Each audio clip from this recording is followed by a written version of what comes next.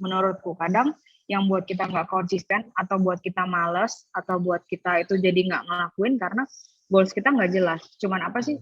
Oh ya udah, aku cuman pengen upload konten aja Kak gitu. Jadi kalau nggak jadi ya udah gitu.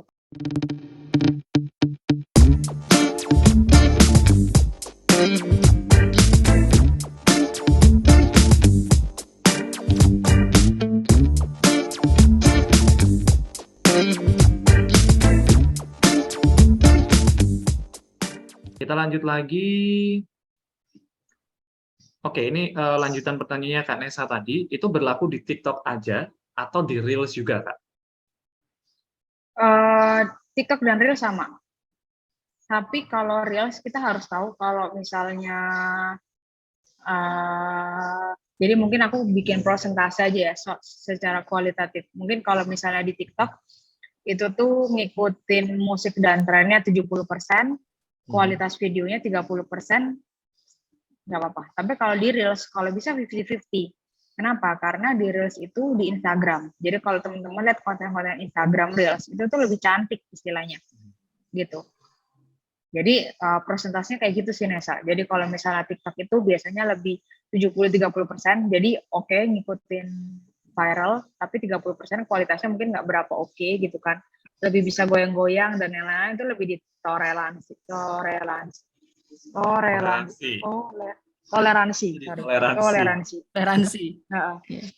Oke, kalau Reels itu tuh lebih ke 50-50 sih. Sorry. Kurang lebih sih kayak gitu ya. Kayaknya harusnya Nesa sadar juga kalau di Reels itu biasanya lebih cantik lah videonya. Memang kayak lebih apa ya, lebih kekinian karena platformnya masih Estetik, Instagram ya. Ya, sih, lebih harus ada poin ya. estetiknya. Betul. Tapi ya kalau misalnya, makanya sebenarnya kalau kita bisa, karena gini, kadang kalau FYP di Reels belum tentu FYP di TikTok. Kalau FYP di TikTok belum tentu di Reels kayak gitu. Karena sebenarnya secara audiens mereka ada bedanya juga secara insight audiensnya. Gitu sih. Oke. Ini mungkin mau tambahan lagi boleh ya Mas Fauzi ya? Boleh.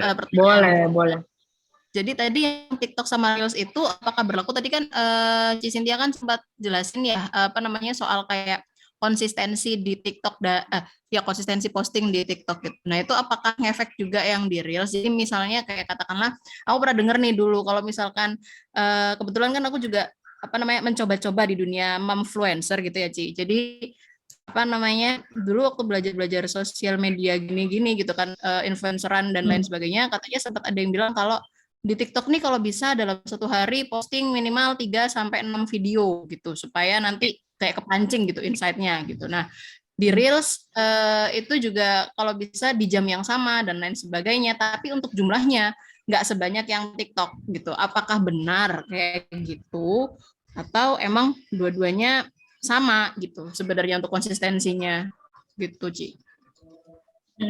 Kalau misalnya TikTok memang Kak, jadi kalau misalnya TikTok itu tuh mereka memang masih sangat menghargai quantity. Jadi itu salah satu poin yang mereka highlight juga. Dari segi brand atau content creator, mereka sangat saja semakin banyak konten, semakin baik. Semakin ada kemungkinan videonya FYP.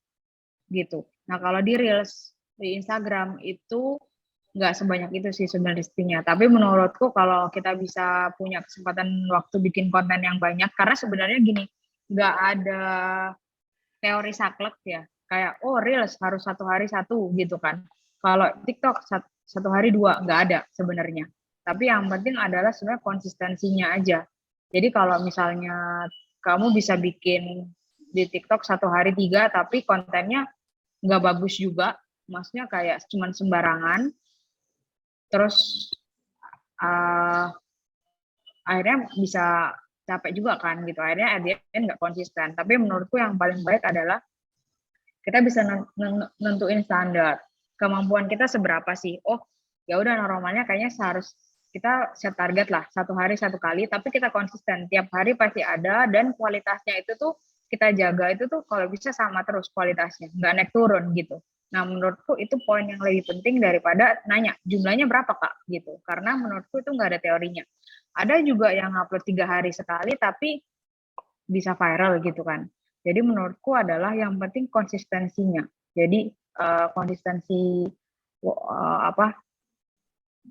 konsistensi videonya. Nah, kalau mungkin kayak ada yang share tentang, oh kalau di Reels itu harus merhatiin waktunya. Mungkin sebenarnya lebih ke arah gini, kalau kamu kan punya followers nih sekarang, misalnya followersnya udah 2.000 misalnya, kamu upload konten setiap jam 10 malam, otomatis temanmu yang online setiap jam 10 malam jadi aware dong sama videomu gitu. Oh ini pasti si Nesa ini upload jam 10 malam nih. Nah jadi mungkin insight-nya bakal bagus terus di jam 10 malam. Tapi itu terbentuk menurutku gitu. Kalau teman-teman uploadnya dan sebenarnya membantu audiens juga. Jadi kayak oh tahu nih si Nesa pasti upload setiap jam 10 apa ya besok yang baru gitu misalnya. Kayak gitu sih. Jadi tergantung sebenarnya. Kalau menurutku sih lebih ke arah kita lihat kemampuan diri kita seberapa banyak kita bisa konsisten, itu aja sih menurutku poinnya. Yes, semoga terjawab Kak Nesa. Aman-aman. Thank you ya Kak Oke, Ci. thank you. Thank Yang you. penting konsistensi ya. Iya. Nah, masih nyambung nih berarti dari pertanyaannya Kak Nesa tadi. Pertanyaan dari Kak Rizky Ajana. Punya tips nggak Kak untuk rajin konten? Jadi caranya supaya media sosial kita itu bisa terus dalam tanda kutip dikasih makan tiap hari, tapi tanpa bikin konten tiap hari. Gimana tuh Kak? Karena Oke, jadi memang bikin konten tiap hari itu nggak semudah itu juga ya. Effortnya luar biasa. Tapi gimana tuh supaya bisa ngakalin itu? menurutku mungkin 3 hal ya. Hal yang pertama adalah kamu harus mulai dulu, gitu. Mulai dulu. Terus yang kedua adalah komitmen. Komitmen waktu itu paling penting menurutku. Jadi kalau misalnya kita niat aja itu tuh nggak cukup. Jadi kita benar-benar harus komitmen waktu. Misalnya, oh ya udah, aku ini lagi kerja misalnya ya. Aku cuman waktu di weekend Sabtu dan Minggu. Tapi misalnya kamu bilang Sabtu dan Minggu, tapi aku mau pengen ada waktu sama keluarga juga mungkin di Minggu. Ya udah deh, setiap hari Sabtu. Ya udah setiap hari Sabtu pagi jam 9 sampai jam 12 aku pasti bikin konten. Kalau ada halangan melintang apa, diajak teman, terus kemudian diajak siapa pergi gitu, atau teman-teman tiba-tiba apa, ada janjian segala macam, itu harus cancel. Oh sorry, aku ada memang jadwal, aku komit untuk jam 9 sampai jam 12 setiap pagi, itu aku pengen bikin konten gitu. Jadi berhubungan sama komitmen menurutku yang nomor 2. Yang pertama tadi kita harus memulai dulu. Jadi kalau kita nggak mulai ya kita nggak bisa tahu juga kan. Terus yang kedua adalah komitmen waktu tadi.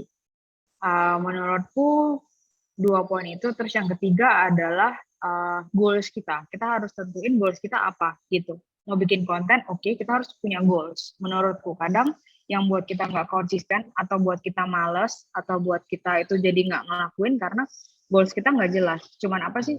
Oh ya udah, aku cuman pengen upload konten aja Kak gitu. Jadi kalau nggak jadi ya udah gitu. Padahal sebenarnya kita harus punya goals. Misalnya nih kayak, oh aku pengen share tentang beauty misalnya. Jadi aku punya goals, aku pengen inspirasi orang-orang followers tentang gimana caranya nemuin makeup yang murah. Tiap minggu aku pasti nih nge-research tentang brand apa segala macam. Goalsnya ada. Jadi ketika nanti ada feedback misalnya, wah thank you ya Kak Rizky, videonya sangat menginspirasi gitu. Nah itu jadi motivasi kita gitu. Tapi ada goalsnya dulu. Kadang yang buat kita akhirnya nggak jalan, itu tuh goalsnya kita nggak terukur gitu. Jadi menurutku 3 poin ini sih yang penting. Mungkin tipsnya kayak gitu. Wow, keren banget. Semoga menjawab ya. Mulai dulu, komitmen dan goals supaya nggak berhenti di tengah jalan. Itu yang sering terjadi. Betul. Satu pertanyaan terakhir Kak CA dari Kak Melin. Kira-kira gimana Kak kalau target market kita di usia 30 sampai 40 tapi kontennya yang lagi trending untuk usia 18 sampai 20?